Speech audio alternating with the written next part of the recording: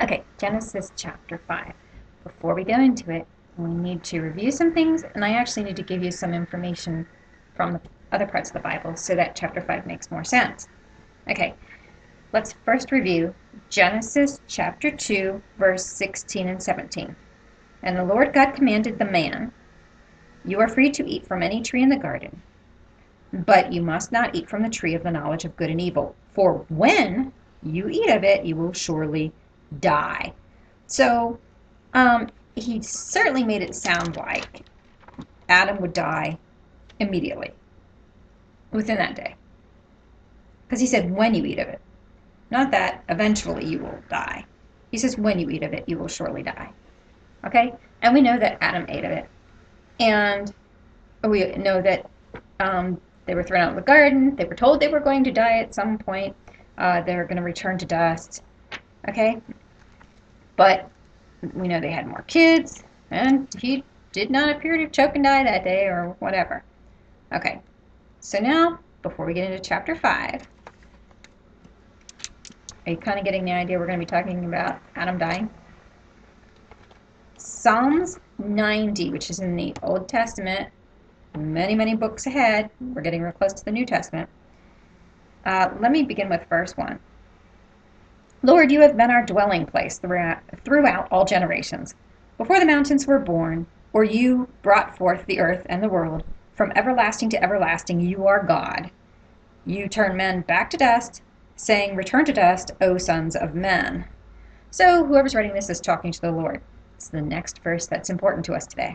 Verse 4 of chapter 90, Psalm 90. For 1,000 years in your sight are like a day that has just gone by. So 1,000 of our years are like a day, okay, to the Lord. And if you also want to see that in the New Testament, I often say if it's important, God doesn't just say it once, he repeats himself. When he repeats himself, then we need to pay attention. It is repeated then. In New Testament, 2 Peter, which is getting closer to the end of the Bible, chapter 3, verse 8. But do not forget this one thing, dear friends. And I'm telling you, friends, don't forget this one thing. Very important. With the Lord, a day is like 1,000 years, and 1,000 years are like a day. Okay, so we got that. 1,000 of our years are like one day to God. Okay, so. All right, now let's begin Genesis chapter 5. This is the written account of Adam's line. When God created man, he created him in the likeness of God. He created them, male and female, and he blessed them. And when they were created, he called them man. We knew that. He already told us all this. Verse 3. When Adam had lived 130 years, he had a son in his own likeness, in his own image, and he named him Seth. Whoa. Wait a minute. The way this is written, it sounds as if Seth was his first child. We know Seth was not his first child from what we just read yesterday, or whatever day you happened to watch it. I read it yesterday. Chapter 3. We know that they already had, well, in chapter 2, it talks about how Adam got a wife. In chapter 3, it talks about how they ate of the fruit, got thrown out of the garden. And chapter 4 talks about how out of the garden she has a son named Cain and another son named Abel. Cain kills Abel. Cain gets thrown away. Well, thrown out of the area. Tossed aside. That's his punishment. So now Adam and Eve don't have Cain and Abel. After that, Adam and Eve lay together and they have a son that they call Seth. And Eve herself says that she said, God has granted me another child in place of Abel since Cain killed him. So Seth is at least their third child, if not more. So keep that in mind. We don't know how many kids they had. So I'm going to reread chapter 5, verse 3. When Adam had lived 130 years, he had a son in his own likeness, in his own image, and he named him Seth. After Seth was born, Adam lived 800 years and had other sons and daughters. Okay, well, we don't know how many, but we do know he had other sons and daughters even before Seth. Well, at least sons. Verse 5. Altogether, Adam lived 930 years and then he died. Okay, there's Adam's death. 930 years. Why is that significant? Because weren't we told that Adam would surely die? And didn't it sound like he would pretty much die immediately or within that day? And now he's lived 930 years.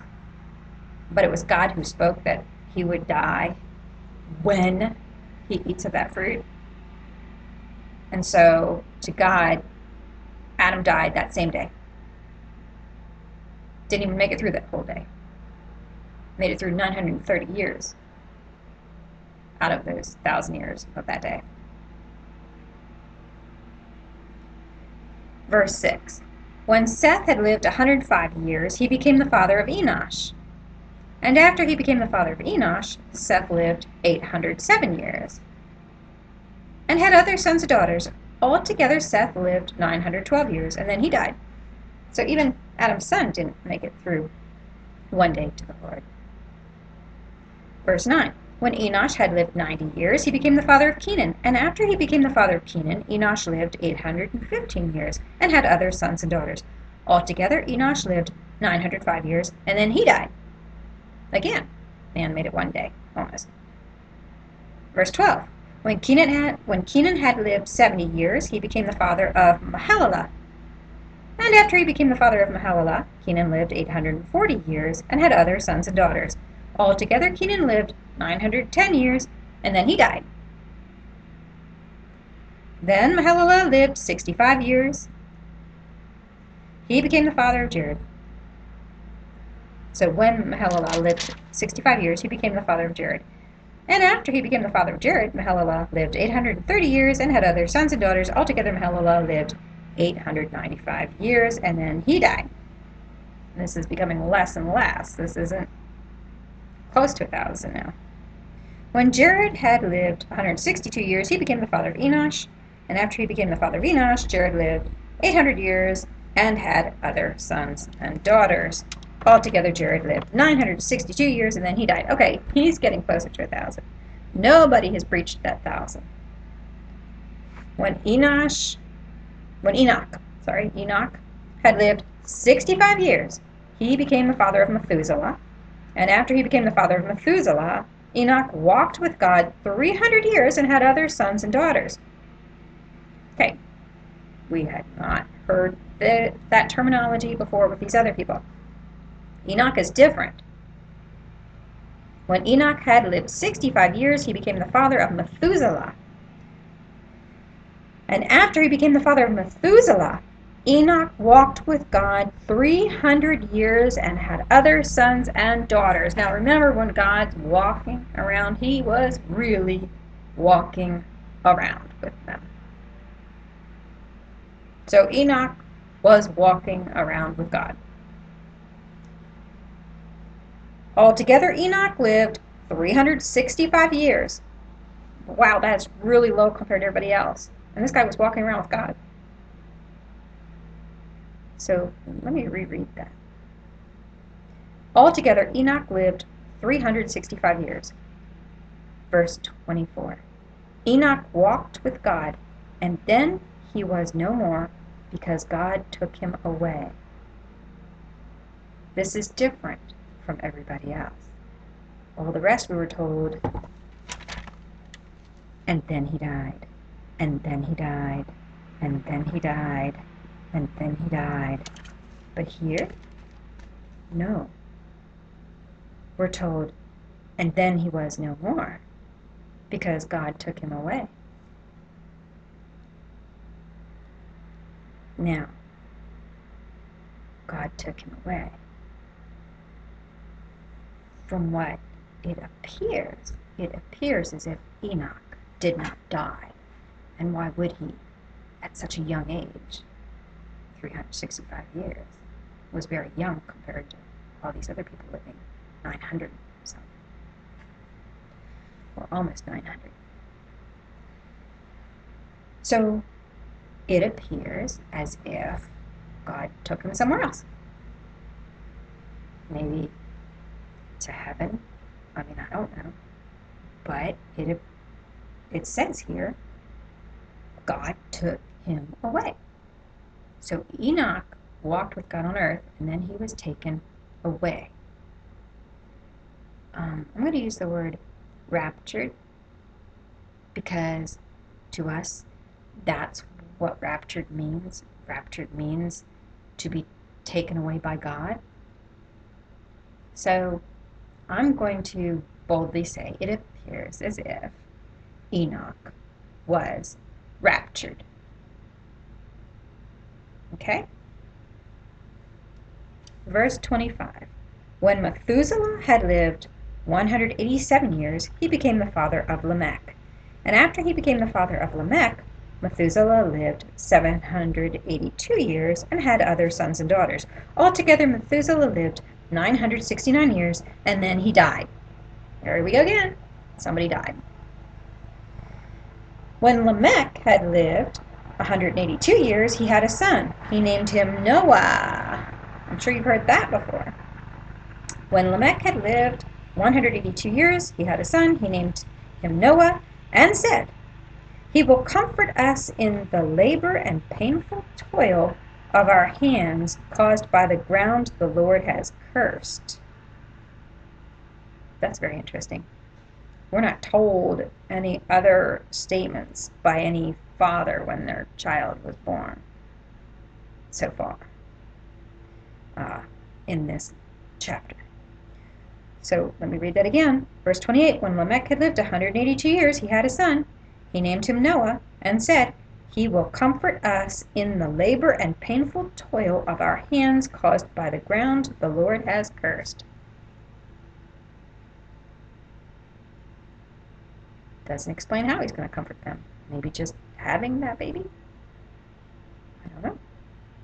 Verse 30, after Noah was born, Lamech lived 595 years and had other sons and daughters. Altogether, Lamech lived 777 years, and then he died. Now, that's the youngest so far out of everybody for dying. Okay. Except for Enoch, who, of course, we know we weren't told that he died. Verse 32, after Noah was 500 years old, he became the father of Shem, Ham, and Japheth. And that is chapter 5.